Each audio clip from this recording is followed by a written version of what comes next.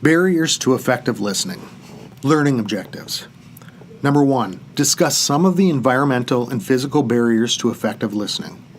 Number 2, explain how cognitive and personal factors can present barriers to effective listening. Number 3, discuss common bad listening practices. Barriers to effective listening are present at every stage of the listening process. Hargy, 2011. At the receiving stage, noise can block or distort incoming stimuli.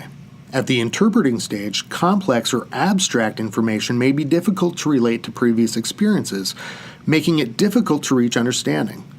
At the recalling stage, natural limits to our memory and challenges to concentration can interfere with remembering. At the evaluating stage, personal biases and prejudices can lead us to block people out or assume we know what they are going to say. At the responding stage, a lack of paraphrasing and questioning skills can lead to misunderstanding.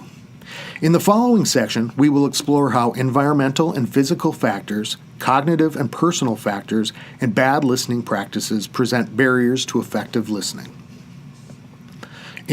Environmental and physical barriers to listening. Environmental factors such as lighting, temperature, and furniture affect our ability to listen.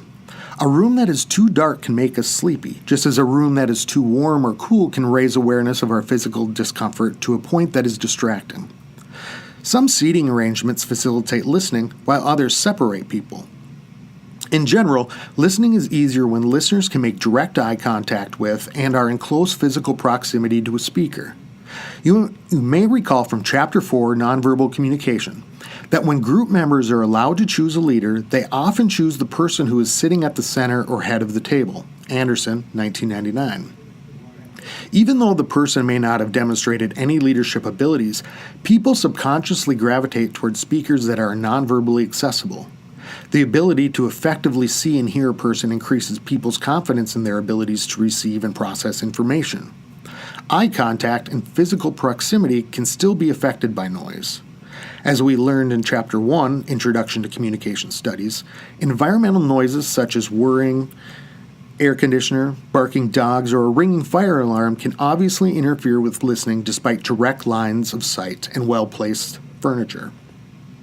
Physiological noise, like environmental noise, can interfere with our ability to process incoming information. This is considered a physical barrier to effective listening because it emanates from our physical body. Physiological noise is noise stemming from a physical illness, injury, or bodily stress. Ailments such as cold, a broken leg, a headache, or a poison ivy outbreak can range from annoying to unbearably painful and impact our listening relative to their intensity. Another type of noise, psychological noise, bridges physical and cognitive barriers to effective listening. Psychological noise, or noise stemming from our psychological states, including moods and level of arousal, can facilitate or impede listening. Any mood or state of arousal, positive or negative, that is too far above or below our regular baseline creates a barrier to message reception and processing. The generally positive emotional state of being in love can be just as much of a barrier as feeling hatred. Excited arousal can also distract us as much as anxious arousal. Stress about upcoming events, ranging from losing a job to having surgery to wondering about what to eat for lunch, can overshadow incoming messages. While we will explore cognitive barriers to effective listening more in the next section, psychological noise is relevant here given that the body and mind are not completely separate. In fact, they can interact in ways that further interfere with listening. Fatigue, for example, is usually a combination of psychological and physiological stresses that manifests as stress, psychological noise, and weakness, sleepiness, and tiredness, physiological noise. Additionally, mental anxiety, psychological noise, can also manifest itself in our bodies through trembling, sweating, blushing, or even breaking out in rashes, physiological noise. Cognitive and personal barriers to listening. Aside from the barriers to effective listening that may be present in the environment or emanate from our bodies, cognitive limits, a lack of listening preparation, difficult or disorganized messages, and prejudices can interfere with listening. Whether you call it multitasking, daydreaming, glazing over, or drifting off, we all cognitively process other things while receiving messages. If you think of your listening mind as a wall of 10 televisions, you may notice that in some situations, 5 of the 10 televisions are tuned into one channel.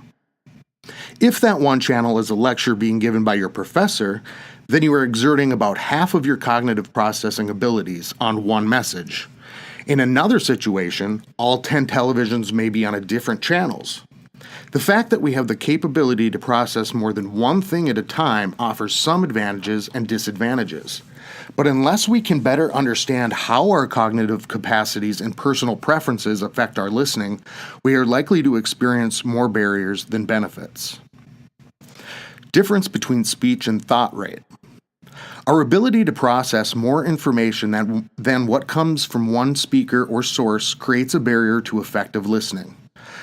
While people speak at a rate of 125 to 175 words per minute, we can process between 400 and 800 words per minute, Hargy, 2011. This gap between speech rate and thought rate gives us an opportunity to side process any number of thoughts that can be distracting from a more important message.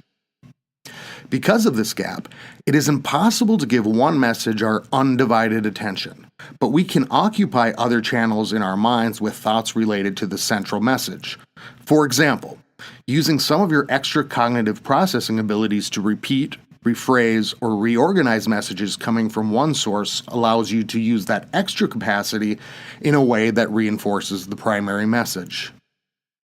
The difference between speech and thought rate connects to personal barriers to listening, as personal concerns are often the focus of competing thoughts that can take us away from listening and challenge our ability to concentrate on others' messages.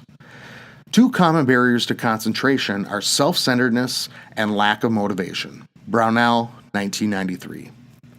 For example, when our self-consciousness is raised, we may be too busy thinking about how we look, how we're sitting, or what others think of us to be attentive to an incoming message. Additionally, we are often challenged when presented with messages that we do not find personally relevant. In general, we employ selective attention, which refers to our tendency to pay attention to the messages that benefit us in some way and filter others out. So, the student who is checking his or her Twitter feed during class may suddenly switch his or her attention back to the previously ignored professor when the following words are spoken. This will be important for the exam. Another common barrier to effective listening that stems from the speech and thought rate divide is response preparation. Response preparation refers to our tendency to rehearse what we are going to say next while the speaker is still talking. Rehearsal of what we will say once a speaker's turn is over is an important part of the listening process that takes place between the recalling and evaluation and/or the evaluation and responding stage. Rehearsal becomes problematic when response preparation begins as someone is receiving a message and hasn't had time to engage interpretation or recall. In this sense, we are listening with the goal of responding instead of the goal of understanding, which can lead us to miss important information that can influence our response. Plugging in text box. Technology, multitasking, and listening. Do you like to listen to music while you do homework? Do you clean your apartment while talking to your mom on the phone? Do you think students should be allowed to use laptops in all college classrooms? Your answers to these questions will point to your preferences for multitasking. If you answered yes to most of them, then you are in line with the general practices of the net generation of digital natives for whom multitasking, especially with various forms of media, is a way of life. Multitasking is a concept that has been around for a while and emerged along with the increasing expectation that we will fill multiple role demands throughout the day. Multitasking can be pretty straightforward and beneficial. For example, if we listen to motivating music while working out. But multitasking can be very inefficient, especially when one or more of our concurrent tasks are complex or unfamiliar to us. Barty, Rom, and Sultan, 2010. Media multitasking specifically refers to the use of multiple forms of media at the same time, and it can have positive and negative effects on listening. Barty, Rahm, and Sultan 2010. The negative effects of media multitasking have received much attention in recent years as people question the decreasing attention span within our society. Media multitasking may promote inefficiency because it can lead to distractions and plays a prominent role for many in procrastination. The numerous options for media engagement that we have can also lead to a feeling of chaos as our attention is pulled in multiple directions, creating a general sense of disorder. And many of us feel a sense of enslavement when we engage in media multitasking, as we feel we can't live without certain personal media outlets. Media multitasking can also give people a sense of control, as they use multiple technologies to access various points of information to solve a problem or complete a task. An employee may be able to use her iPad to look up information needed to address a concern raised during a business meeting. She could then email that link to the presenter, who could share it with the room through his laptop and an LCD projector. Media multitasking can also increase efficiency as people can carry out tasks faster. The links to videos and online articles that I've included in this textbook allow readers like you to quickly access additional information about a particular subject to prepare for a presentation or complete a paper assignment. Media multitasking can also increase engagement. Aside from just reading material in a textbook, students can now access information through an author's blog or Twitter account. Media multitasking can produce an experience that feels productive, but is it really? What are the consequences of our media and technology-saturated world? Although many of us like to think that we're good multitaskers, some research indicates otherwise. For example, student laptop use during class has been connected to lower academic performance. Fried, 2008. This is because media multitasking has the potential to interfere with the listening and multiple stages of the process. The study showed that laptop use interfered with receiving, as students using them reported that they paid less attention to class lectures. This is because students use the laptops for purposes other than taking notes or exploring class content. Of the students using laptops, 81% checked email during lectures, 68% used instant messaging, and 43% surfed the web. Students using laptops also had difficulty with the interpretation stage of listening, as they found less clarity in the parts of the lecture they heard and did not understand the course material as much as students who didn't use a laptop. The difficulties with receiving and interpreting obviously create issues with recall that can lead to lower academic performance in the class. Laptop use has also negatively affected the listening abilities of students not using laptops. These students reported that they were distracted as their attention was drawn to the laptop screens of other students. Number 1, what are some common ways that you engage in media multitasking? What are some positive and negative consequences of your media multitasking? Number 2, what strategies do you or could you use to help minimize the negative effects of media multitasking? Number 3, should laptops, smartphones, and other media devices be used by students during college classes? Why or why not? What restrictions or guidelines for use could instructors provide that would capitalize on the presence of such media to enhance student learning and help minimize distractions? Lack of listening preparation. Another barrier to effective listening is a general lack of listening preparation. Unfortunately, most people have never received any formal training or instruction related to listening. Although some people think listening skills just develop over time, competent listening is difficult, and enhancing listening skills takes concerted effort. Even when listening education is available, people do not embrace it as readily as they do opportunities to enhance their speaking skills. After teaching communication courses for several years, I have consistently found that students and teachers approach the listening part of the course less enthusiastically than some of the other parts. Listening is often viewed as an annoyance or a chore, or just ignored or minimized as part of the communication process. In addition, our individualistic society values speaking more than listening, as it's the speakers who are sometimes literally in the spotlight. Although listening competence is a crucial part of social interaction, and many of us value others we perceive to be good listeners, listening just doesn't get the same kind of praise, attention, instruction, or credibility as speaking. Teachers, parents, and relational partners explicitly convey the importance of listening through statements like, you better listen to me, listen closely, and listen up. But these demands are rarely paired with concrete instruction. So unless you plan on taking more communication courses in the future, and I hope you do, this chapter may be the only instruction you receive on the basics of the listening process, some barriers to effective listening, and how we can increase our listening competence. Bad messages and/or speakers. Bad messages and/or speakers also present a barrier to effective listening. Sometimes our trouble listening originates in the sender.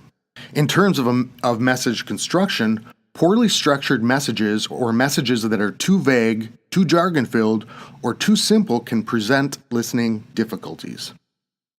In terms of speakers' delivery, verbal fillers, monotone voices, distracting movements, or a disheveled appearance can inhibit our ability to cognitively process a message. Hargy, 2011. As we will learn in section 5.2.3 Bad Listening Practices, speakers can employ particular strategies to create listenable messages that take some of the burden off the listener by tailoring a message to be heard and processed easily. Chapter 9, Preparing a Speech, also discusses many strategies for creating messages tailored for oral delivery, including things like preview and review statements, transitions, and parallel wording. Listening also becomes difficult when a speaker tries to present too much information. Information overload is a common barrier to effective listening that good speakers can help mitigate by building redundancy into their speeches and providing concrete examples of new information to help audience members interpret and understand the key ideas. Prejudice. Oscar Wilde said, "Listening is a very dangerous thing. If one listens, one may be convinced." Unfortunately, some of our default ways of processing information and perceiving others lead us to rigid ways of thinking. When we engage in prejudiced listening, we are usually trying to preserve our ways of thinking and avoid being convinced of something different. This type of prejudice is a barrier to effective listening, because when we prejudge a person based on his or her identity or ideas, we usually stop listening in an active or ethical way. We exhibit prejudice in our listening in several ways, some of which are more obvious than others. For example, we may claim to be in a hurry and only selectively address the parts of a message that we agree with or that aren't controversial. We can also operate from a state of denial where we avoid a subject or person altogether so that our views are not challenged. Prejudices that are based on a person's identity, such as race, age, occupation, or appearance, may lead us to assume that we know what he or she will say, essentially closing down the listening process. Keeping an open mind and engaging in perception checking can help us identify prejudiced listening and hopefully shift into more competent listening practices. Bad listening practices. The previously discussed barriers to effective listening may be difficult to overcome because they are at least partially beyond our control. Physical barriers, cognitive limitations, and perceptual biases exist within all of us, and it is more realistic to believe that we can become more conscious of and lessen them than it is to believe that we can eliminate them altogether. Other bad listening practices may be habitual, but they are easier to address with some concerted effort. These bad listening practices include interrupting, distorted listening, eavesdropping, aggressive listening, narcissistic listening, and pseudo listening. Interrupting. Conversations unfold as a series of turns, and turn-taking is negotiated through a complex set of verbal and nonverbal signals that are consciously and subconsciously received. In this sense, conversational turn-taking has been likened to a dance where communicators try to avoid stepping on each other's toes. One of the most frequent glitches in the turn-taking process is interruption, but not all interruptions are considered bad listening. An interruption could be unintentional if we misread cues and think a person is done speaking, only to have him or her start up again at the same time we do. Sometimes interruptions are more like overlapping statements that show support. For example, "I think so too," or excitement about the conversation, like "That's so cool." Back-channel cues like "uh-huh," as we learned earlier, also overlap with the speaker's message. We may also interrupt out of necessity if we're engaged in a task with the other person and need to offer directions. For example, "Turn left here." Instructions: Will you whisk the eggs? Or warnings: "Look out behind you." All these interruptions are not typically thought of as evidence of bad listening unless they become distracting for the speaker or are unnecessary. Unintentional interruptions can still be considered bad listening if they result from mindless communication. As we've already learned, intended meaning is not as important as the meaning that is generated in the interaction itself. So, if you interrupt unintentionally, but because you were only half listening, then the interruption is still evidence of bad listening. The speaker may form a negative impression of you that just can't be erased by you noting that you didn't mean to interrupt. Interruptions can also be used as an attempt to dominate a conversation. A person engaging in this type of interruption may lead the other communicator to try to assert dominance too, resulting in a competition to see who can hold the floor the longest or the most often. More likely, though, the speaker will form a negative impression of the interrupter and may withdraw from the conversation. Distorted listening. Distorted listening occurs in many ways. Sometimes we just get the order of information wrong, which can have relatively little negative effects if we are casually recounting a story, annoying effects if we forgot the order of turns, left, or right, left, right, in our driving directions, or very negative effects if we recount the events of a crime out of order, which leads to a faulty testimony at a criminal trial. Rationalization is another form of distorted listening through which we adapt, edit, or skew incoming information to fit our existing schemata. We may, for example, reattribute the cause of something to better suit our own beliefs. If a professor is explaining to a student why he earned a D on his final paper, the student could reattribute the cause from "I didn't follow the paper guidelines" to "this professor is an unfair grader." Sometimes we actually change the words we hear to make them better fit what we are thinking. This can easily happen if we join a conversation late, overhear part of a conversation, or are being a lazy listener and miss important setup and context. Passing along distorted information can lead to negative consequences, ranging from starting a false rumor about someone to passing along incorrect medical instructions from one healthcare provider to the next. Hargy, 2011. Last, the addition of material to a message is a type of distorted listening that actually goes against our normal pattern of listening, which involves reducing the amount of information and losing some meaning as we take it in. The metaphor of weaving a tall tale is related to the practice of distorting through addition, as inaccurate or fabricated information is added to what was actually heard. Addition of material is also a common feature of gossip. An excellent example of the result of distorted listening is provided by the character Anthony Crispino on Saturday Night Live, who passes along distorted news on the Weekend Update segment. In past episodes, he has noted that LeBron James turned down the Cleveland show to be on Miami Vice instead of left the Cleveland Cavaliers to play basketball for the Miami Heat, and that President Obama planned on repealing the Bush haircuts instead of the Bush tax cuts. Eavesdropping. Eavesdropping is a bad listening practice that involves a calculated and planned attempt to secretly listen to a conversation. There is a difference between eavesdropping on and overhearing a conversation. Many, if not most, of the interactions we have throughout the day occur in the presence of other people. However, Given that our perceptual fields are usually focused on the interaction, we are often unaware of the other people around us or don't think about the fact that they could be listening in on our conversation. We usually only become aware of the fact that other people could be listening in when we're discussing something private.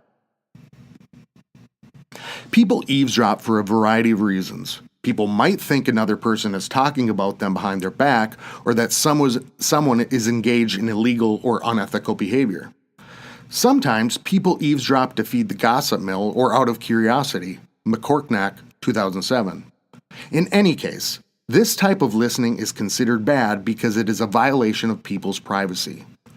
Consequences for eavesdropping may include an angry reaction if caught, damage to interpersonal relationships, or being perceived as dishonest and sneaky.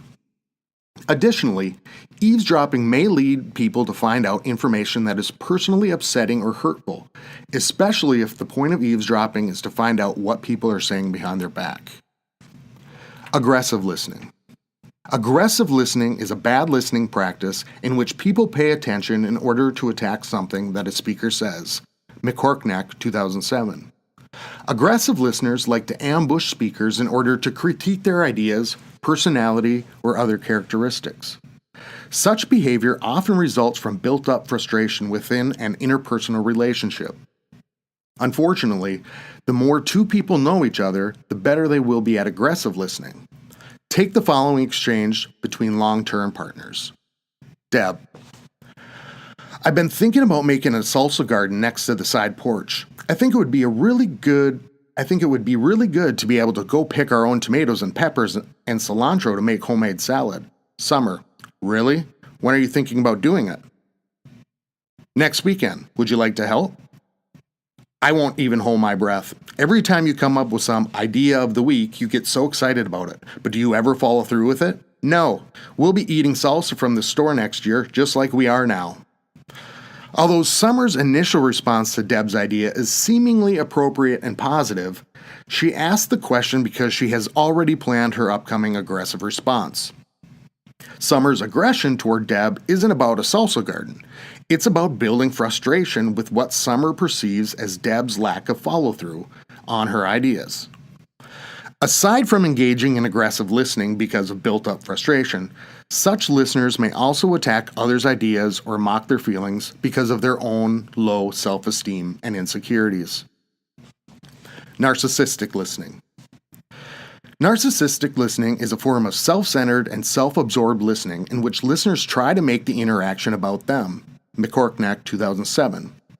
Narcissistic listeners redirect the focus of the conversation to them by interrupting or changing the topic. When the focus is taken off them, narcissistic listeners may give negative feedback by pouting, providing negative criticism of the speaker or topic, or ignoring the speaker. A common sign of narcissistic listening is the combination of a pivot, when listeners shift the focus of attention back to them, and one-upping, when listeners try to top what previous speakers have said during the interaction. You can see this narcissistic combination in the following interaction. Bryce: My boss has been really unfair to me lately and hasn't been letting me work around my class schedule. I think I may have to quit, but I don't know where I'll find another job. Toby: Why are you complaining? I've been working with the same stupid boss for 2 years. He doesn't even care that I'm trying to get my degree and work at the same time. And you should hear the way he talks to me in front of other employees. Narcissistic listeners, given their self-centeredness, may actually fool themselves into thinking that they are listening and actively contributing to a conversation. We all have the urge to share our own stories during interactions, because other people's communication triggers our own memories about related experiences. It is generally more competent to withhold sharing our stories until the other person has been able to speak, and we have given the appropriate support and response. But we all shift the focus of a conversation back to us occasionally, either because we don't know another way to respond or because we are making an attempt at empathy. Narcissistic listeners consistently interrupt or follow another speaker with statements like, "That reminds me of the time," "Well, if I were you," and "That's nothing." Nichols, 1995.